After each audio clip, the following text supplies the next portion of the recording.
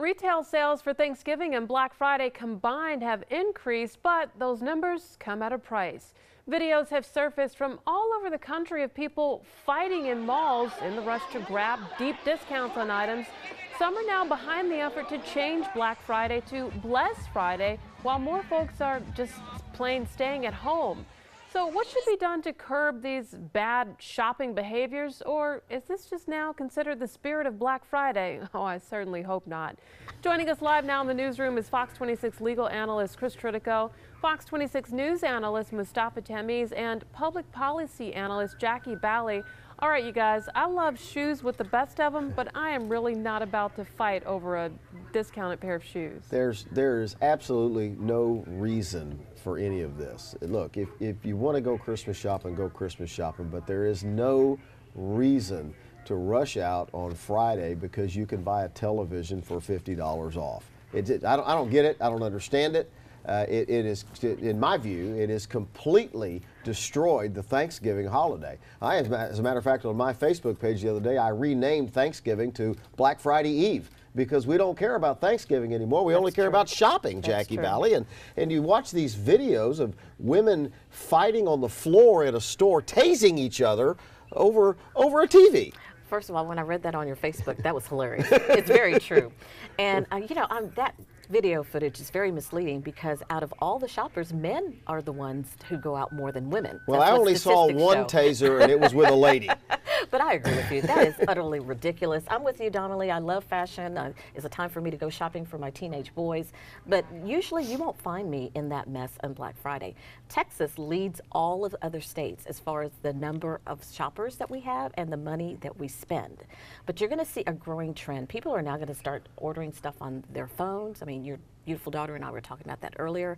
You're going to see people ordering presents online, and they're going to avoid this mess that you're seeing in this footage. Well, online shopping is clearly changing the face of retailing in the world, and especially in the United States. But when you see this stuff like this Black Friday footage that we've been watching for the last few days and here this morning, what comes to your mind, Mustafa? Well, first, I think we live in a country of 330 million people, and those are very few people that were in that mall on that floor.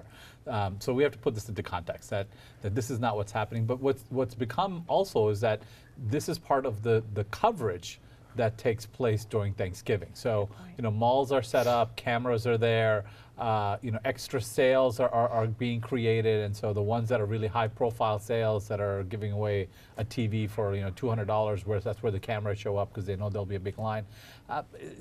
It's become not just a cultural phenomenon that we have Black Friday in the way we do, but how we also talk about it and how we cover it. Well, and I want to come back to that because the retailers may actually like this coverage because it increases the people coming in.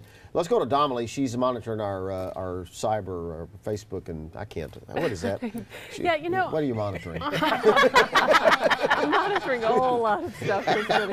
But on my Facebook page, so many people are just absolutely disgusted. Kanisha English says she is 100% disgusted. Tynesha Moses says it's ridiculous. Don't shop on Black Friday. And Marcia Kushner says, she remembers a time when stores were closed on Christmas and Thanksgiving. She says the holidays are now becoming the biggest sales days. How sad. And I absolutely agree with Marcia. I think it's really sad. It actually brings tears to my eyes that people aren't at home enjoying their families and they're out brawling for bargains. That's exactly right. The only shopping my family did this week was we did go on Black Friday, but we bought a Christmas tree. That's the only shopping that we did. All three of my kids were home from college, which is another story that we'll have to do one day about the cost of college.